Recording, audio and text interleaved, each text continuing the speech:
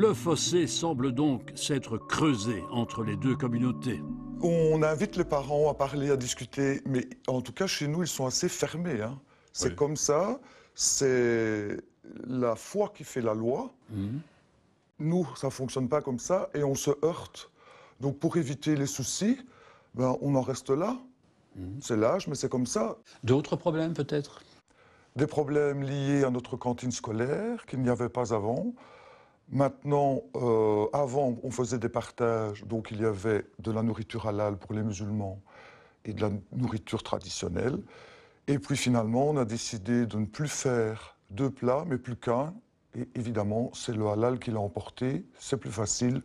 Donc nous mangeons tous halal dans notre école. Le fait qu'on fasse tout pour les intégrer, parce qu'on a toujours tout fait avec les Italiens, les Polonais, les Turcs, les Marocains. Enfin, la Belgique, c'est la Belgique, terre d'accueil, elle porte bien son nom. Mais ici, maintenant, j'ai l'impression que maintenant, on devrait devenir comme eux, pour que tout se passe bien. Si on ne l'est pas, on est raciste. Ça, on entend ça aussi. Encore une fois, pas de tout le monde, mais de beaucoup trop, je trouve.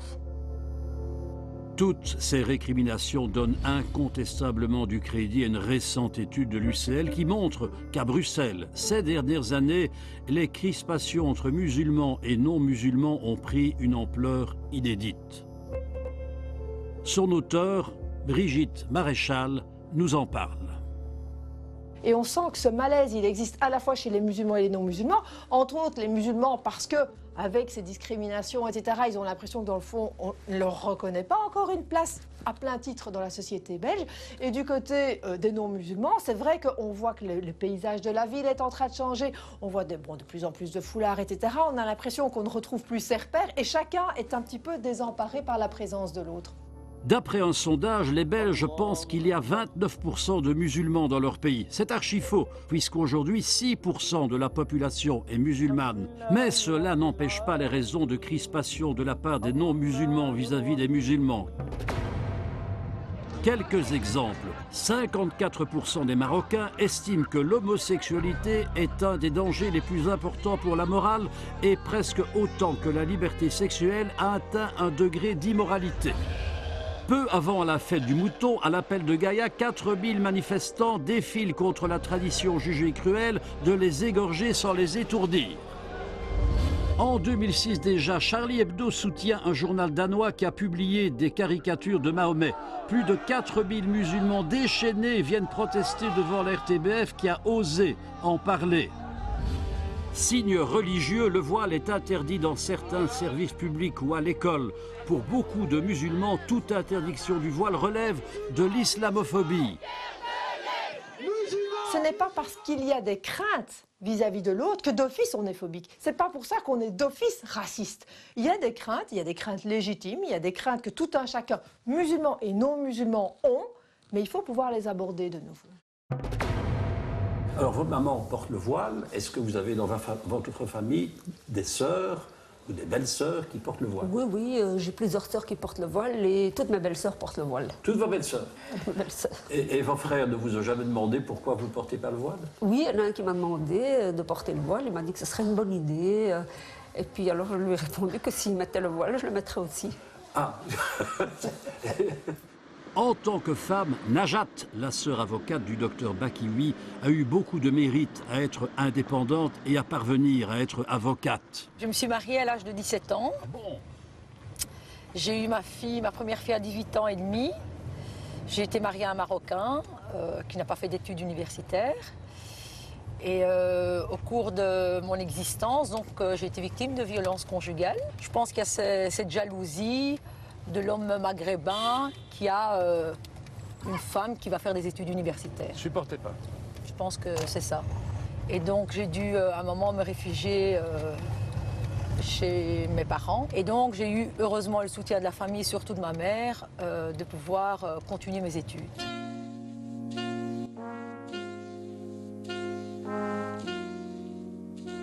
Encore 3 témoignages de femmes. Celui d'une femme médecin belge de souche qui travaille dans un quartier de Bruxelles à très forte densité immigrée. Elle avait d'abord témoigné à visage découvert, mais suite aux attentats de Paris, elle nous a demandé l'anonymat. Ensuite, une belgo-marocaine de 43 ans qui, elle, voulait absolument s'exprimer, mais aussi anonymement. Enfin, une psychologue comédienne belgo-marocaine qui a réalisé un spectacle qui s'appelle « Ici Mimouna » en hommage à sa mère. Je ne peux pas ne pas témoigner pour que ça change et que les mères et les filles parlent et qu'on sorte du silence et du secret toute une série de non-dits. Et donc je mets les pieds dans le plat dans le spectacle à propos de plusieurs choses. Il dit, moi, je veux vivre dans un pays où il y en a les droits de l'homme, aussi pour la femme. Voilà. Moi, je ne regrette en rien d'être de ce côté-ci de la Méditerranée aujourd'hui et je remercie ma mère d'avoir eu le courage de franchir ce pas-là parce que qu'est-ce que je serais aujourd'hui si j'étais restée au bled? Je pense que c'est une chance d'être une immigrée aujourd'hui, quel que soit le pays d'où on vient, puisqu'on vient toujours d'un pays où c'est moins bien, sinon on ne serait pas là. Eh bien, écoutez, ça fait 35 ans que je travaille dans ce quartier et que j'aime beaucoup travailler dans ce quartier. J'ai soigné les grands-parents qui étaient les primo-arrivants et puis les enfants et puis maintenant les petits-enfants. Et dans certaines familles, déjà la 4e génération, il reste des pratiques communautaires qui sont parfois terrifiantes. C'est une régression par rapport à il y a 35 ans, puisqu'il y a 35 ans, vous avez dit. C'est très clair. Si notre visage est vu, oui. Ce sera des représailles pour moi et pour ma fille, très très graves, donc parce que nous sommes d'une famille très musulmane. Parce que bon, c'est ce que je dis souvent, on pense pas souvent à nous qui sommes intégrés à 100%. Vous parlez des femmes? Des femmes en général musulmanes. Oui. On pense pas souvent à nous, on vit une double vie, toute notre vie. C'est pas facile, parce que bon, alors, on est né dans une famille musulmane. Il faut demander, mais pourquoi la femme, elle va quitter la famille, elle va quitter le pays pour venir ici joindre leur mari qu'elle n'a pas choisi? Allez. Quand on a fini ses études, il faut se marier. Et se marier avec quelqu'un de la communauté. 86% des belgo-marocains et 92% des belgo-turcs ne se marient qu'entre eux, le plus souvent avec un conjoint venu de la mère patrie. C'est quasi le dernier moyen légal pour immigrer chez nous. La virginité, c'est très important avant le mariage. La virginité reste une valeur sûre, si on peut s'exprimer ainsi, n'est-ce pas? La virginité reste une valeur sûre de l'honneur des familles. Willy, ma petite Jamila, je lui ai pas bien expliqué. Willy, ça se fait pas. Chez nous, la fille doit rester vierge jusqu'au mariage, sinon on va porter le fder. J'ai des demandes, effectivement, de suture d'hymen chez des jeunes femmes qui arrivent au mariage et qui sont terrifiées à l'idée d'aborder le mariage en étant plus vierges. Et donc la solution, c'est de suturer leur hymen, alors elles sont à nouveau vierges. Pourquoi certaines femmes se font charcuter? Pour se faire reconstituer l'hymen, pour faire semblant que tout est normal. Mais quand et à qui ces filles vont-elles pouvoir se dire telles qu'elles sont, dans la lumière de la vérité? C'est pas ça, l'islam? Et vous avez été mariée, je crois? J'ai été mariée 6 ans, oui. Avec un musulman, un marocain? Un marocain, musulman, oui. Et pourquoi vous l'avez quitté? Mais violent, possessif, jaloux, tous les défauts. Malgré qu'on est dans un pays européen, c'est ça qui est triste. Nous ne pouvons pas vivre cette vie de liberté en tant que non-pratiquants. On ne sait jamais avec les traditions ici. C'est pas comme chez nous. Comment elle va tourner notre fille? On va tolérer à un jeune homme d'avoir des petits amis. C'est tolérer. C'est absolument intolérable pour une jeune fille d'avoir des petits amis avant le mariage. Les frères jouent un grand rôle et le père dans la famille marocaine pour imposer aux sœurs et aux filles de... Tout à fait, nous n'avons pas un père. Si on a 4 frères, ben on a 5 pères. Ces jeunes hommes qui s'autorisent tout et n'importe quoi, s'autorisent aussi à être les gardiens de l'honorabilité de leur sœur, n'est-ce pas? De leur sœur ou de n'importe quelle fille qui se trouve dans la rue. Alors qu'est-ce que vous ne pouvez pas faire et que vous faites en le cachant à votre communauté ou à votre famille? Je fume, je suis non pratiquante du tout, je bois, je mange du porc, je sors avec mes amis, je m'habille très européanisée, je mets des jupes. Et quand vous allez dans votre famille? C'est tout à fait autre chose. Ma tenue vestimentaire est tout à fait autre. Et je leur dis pas que je fume, je leur dis pas que je bois. Et ils ne savent pas. J'ai une stagiaire marocaine, futur médecin, qui va chercher un patient dans la salle d'attente. Ce n'est qu'après qu'en fait elle me dit qu'il y avait un patient marocain qui s'adresse à elle en lui disant « Mets ton voile, putain ». Mets ton voile, putain. Mets ton voile, putain. Oui. Je pensais qu'à mon âge, les mentalités allaient évoluer, mais j'ai l'impression qu'elles s'est dégradée. Les jeunes aujourd'hui sont encore plus mis sous la coupe qu'avant. Qu'avant, oui.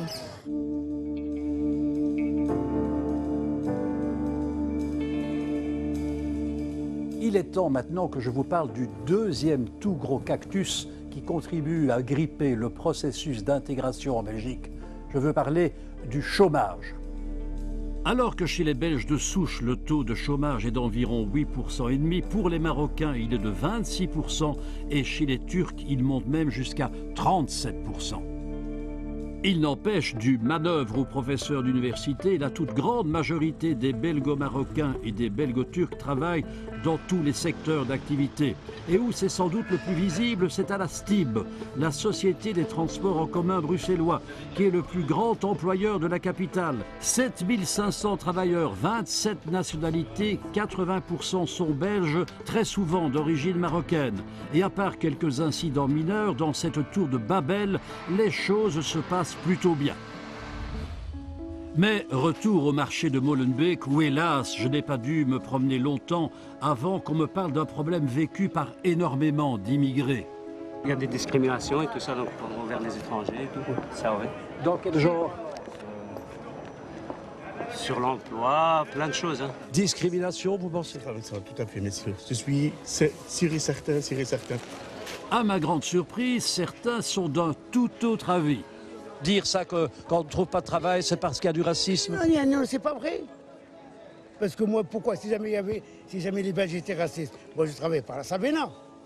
Parce que si jamais les Belges sont racistes, les gens travaillent par la STIB. Au Centre pour l'égalité des chances, on est catégorique. Les personnes d'origine étrangère, et singulièrement d'origine maghrébine, turque ou africaine, sont en retard et ont un retard systématique sur le marché de l'emploi. Qualification égale. Qualification égale. Ça commence par le CV, et donc là c'est une première chose. C'est des candidats qu'on refuse simplement sur base de l'origine. Il y a des cas où on dit « Ah, un Turc qui travaille dans la sécurité, ça on n'a quand même jamais vu » et boum, simplement parce que le nom est d'origine turque. Ces jeunes Marocains ont déjà l'expérience des CV auxquels on ne répond pas. Pour le travail, etc., qu'on va à les intérims. Oui. Et soit ils promettent de nous appeler, mais ils appellent pas. Et vous croyez que c'est parce que vous êtes Marocain? Oui, le nom, etc., donc parce qu'on est Marocain. Il y a quelques années, grâce à des fuites, on a obtenu des preuves qui ont permis de faire condamner en justice l'agence Adecco Intérim pour discrimination à l'embauche. Si un client ne voulait engager que des Belges chez Adecco, on inscrivait alors sur sa fiche 3 lettres code BBB, ce qui signifiait engager uniquement blanc, bleu, belge. L'hebdomadaire Solidaire a publié la liste d'une centaine de ces firmes qui pratiquaient un apartheid à l'emploi. Parmi elles, quelques connues. La Fnac, CEA, Peugeot, Deleuze et même un comble, Benetton, dont les publicités vantaient la diversité avec la célèbre campagne United Colors of Benetton. Après la publication de cette liste, les entreprises citées et Adecco se sont réunies pour affirmer qu'il s'agissait d'un document vieux de 10 ans et qu'il ne saurait plus y avoir de telles pratiques, dont acte. Mais hélas, une enquête réalisée en 2011 par Fénergon, la Fédération des sociétés d'intérim, a montré que, sans révéler lesquelles, 28% des agences d'intérim acceptaient toujours les demandes discriminantes de leurs clients. Mais cette centaine de firmes prises la main dans le sac, est-ce qu'elles ont été condamnées? Elles n'ont pas été poursuivies et n'ont pas été condamnées, effectivement, alors que selon la loi, quand une entreprise demande de n'envoyer que des candidats d'origine belge ou d'origine européenne, c'est une injonction de discriminer. Elle est punissable. Elle est punissable. Autre forme de discrimination, le logement. Sous de faux prétextes, des propriétaires refusent de louer à des candidats locataires. comme pour les agences d'intérim, que quand on téléphone à une agence immobilière et qu'on dit « Est-ce que vous pouvez me garantir que je n'aurai pas un locataire d'origine étrangère ?» 41% disent « Oui, je peux vous le garantir froidement ». Discrimination des compagnies de taxi pratiquent l'apartheid en acquiesçant aux demandes de clients qui exigent une voiture uniquement conduite par un chauffeur blanc. Discrimination, des discothèques inventent des raisons bidons pour interdire l'entrée à des jeunes d'aspect pas assez européen. Discrimination dans le sport sur les terrains de foot malgré les nombreuses campagnes antiracistes. J'ai les adversaires en face qui me traitent de bougnoule, etc. Dans l'équipe adverse. Dans l'équipe adverse, pendant la rencontre. Ils essaient de nous pousser à bout en disant des insultes comme macaque, voilà. etc. Hélas, contrairement à ces trois garçons sérieux qui réussissent leurs études, dans certains quartiers difficiles, beaucoup de jeunes traînent dans les rues et sont largués à l'école. Agent de police de quartier lui-même d'origine maghrébine, Hamid Benichou connaît bien cette jeunesse souvent laissée à elle-même. Quel message vous voudriez faire passer aux parents des jeunes des quartiers comme Ben oui, ça aussi, lorsqu'il y a une intervention, je prends un exemple, une intervention à 22 h le soir. Et on constate qu'il y a encore des mineurs d'âge dans la rue. Moi, je me pose la question, où sont les parents? Théoriquement, les parents doivent être responsables et savoir qu'à partir d'une certaine heure, un enfant mineur d'âge n'a aucune raison d'être sur aller dans la rue.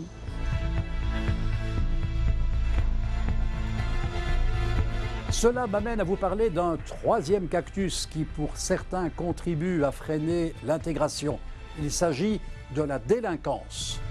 À ce sujet, une question doit être posée. Pourquoi, dans nos prisons, trouve-t-on proportionnellement 10 fois plus de Marocains que d'autres détenus?